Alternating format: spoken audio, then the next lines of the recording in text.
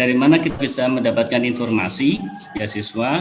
Saya kira gampang ya sekarang ini ya, kita cukup googling saja, pakai Google, atau kalau mau lebih cepat itu googlingnya dibantu dengan Yahoo gitu ya. Jadi googling kemudian dibantu Yahoo itu katanya lebih cepat, kata Cak Lontong begitu. Karena algoritmanya Google itu dibantu dikalikan dengan algoritmanya Yahoo gitu. Oke, itu guyon, monggo slide Bu Maria. Yang pertama, apa itu LPDP? Ya tentu beberapa dari peserta mungkin sudah tahu, namun kalau ada yang tahu ya kepanjangannya adalah Lembaga Pengelola Dana Pendidikan. Definisinya apa? Di Peraturan Presiden Nomor 12 Tahun 2019 itu dijelaskan, nanti bisa di googling apa itu Perpres Nomor 19, yaitu tentang dana abadi pendidikan. Itu dijelaskan bahwa LPDP adalah satuan kerja non-eselon pada kementerian yang menyelenggarakan urusan di bidang keuangan, gampangannya Kemenkeu, yang menerapkan pola pengelolaan BLU dan mengelola dana abadi pendidikan.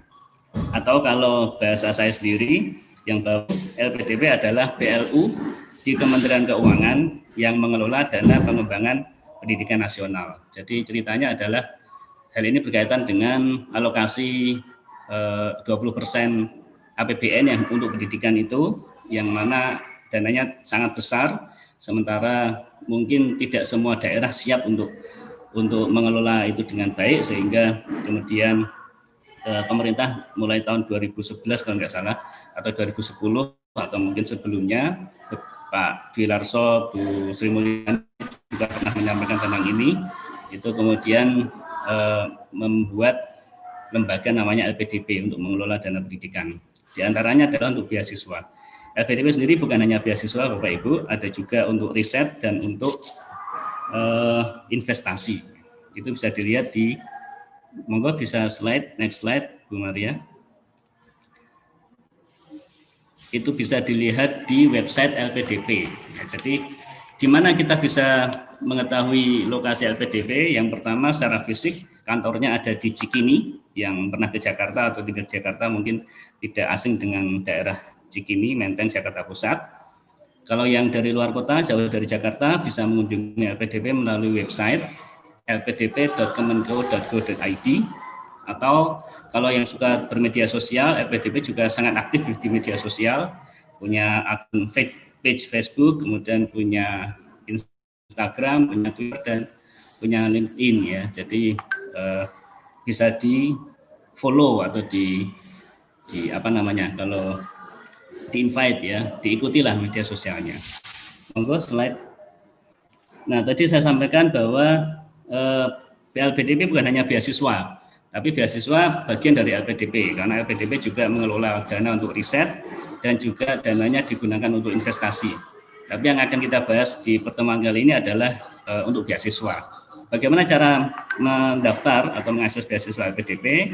Yang pertama, kunjungi situsnya tadi, lpdp.kemenkeu.go.id, kemudian ada link beasiswa, diklik, kemudian klik daftar. Next slide.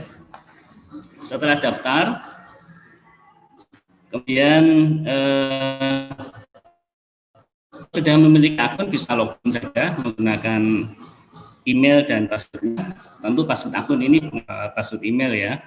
Tapi kalau belum, maka harus membuat akun dulu.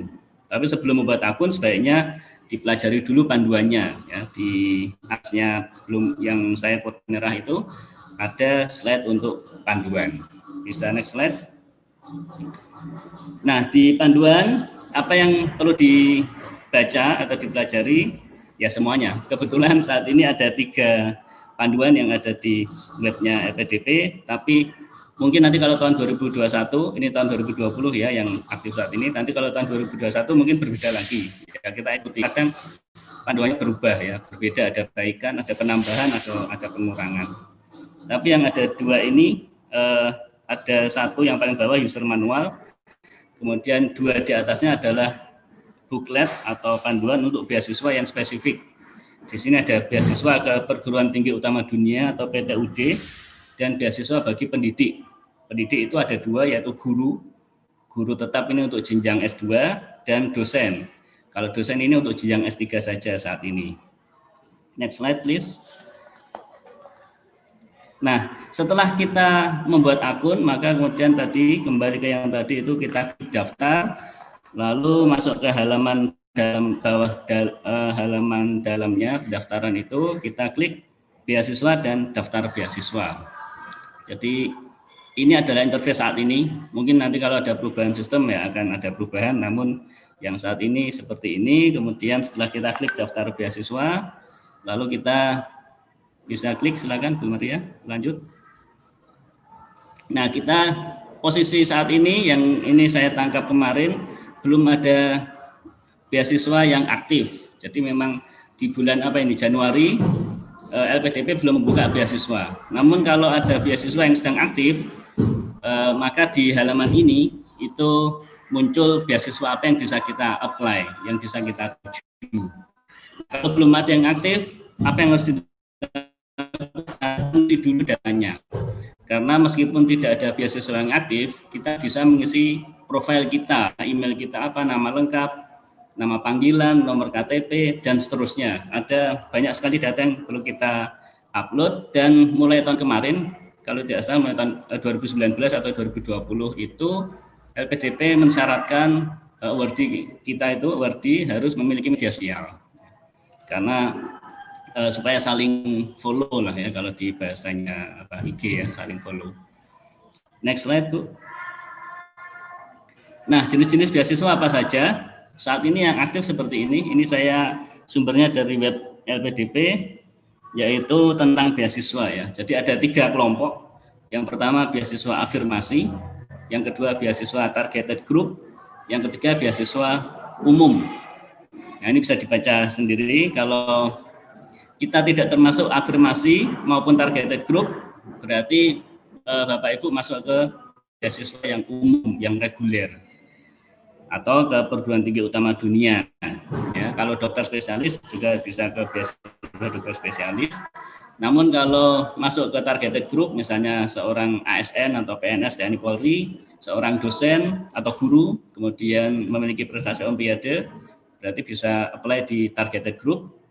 Atau kalau masuk kategori afirmasi bisa masuk ke atau apply di beasiswa afirmasi. Next slide. Sepertinya ini yang terakhir, ya ini yang dokumen prasyarat. Ada 8 mungkin lebih ya. Saya lupa menambahkan. Yang saya ingat adalah 8 ini ditambah beberapa yang mestinya adalah surat keterangan sehat dan surat keterangan di narkoba. Nah, berkaitan dengan dokumen ini, mohon nanti Bapak, kalau Bapak Ibu atau calon awardee mau apply beasiswa, jangan memalsukan dokumen ya, artinya apa adanya. Kemarin waktu PK itu juga disampaikan oleh petugas LPDP, oleh tim dari LPDP bahwa beberapa calon awardee itu terindikasi memasukkan, itu kelihatan karena ya mereka punya cara ya, disampaikan sih di situ, tapi saya tidak akan sampaikan di sini karena nanti bisa jadi presiden begitu ya, untuk memasukkan dokumen begitu. Nah, itu tentu berkaitan dengan moral ya, atau kredibilitas dari kita. Jadi tentu yang berkaitan dengan surat pernyataan, kemudian sertifikat bahasa asing, surat penugasan, termasuk LOE, surat keterangan sehat atau bebas narkoba, itu apa adanya. Kita cari, kita penuhi apa adanya. Semuanya diupload ini. Jadi setahu saya sekarang semuanya sudah online. Ya, jadi proposal penelitian juga kita buat PDF, kita upload, kemudian ijazah asli di sini artinya adalah file aslinya diupload, di-scan kemudian diupload, kemudian sertifikat bahasa asing dan seterusnya juga semuanya di-scan dan diupload.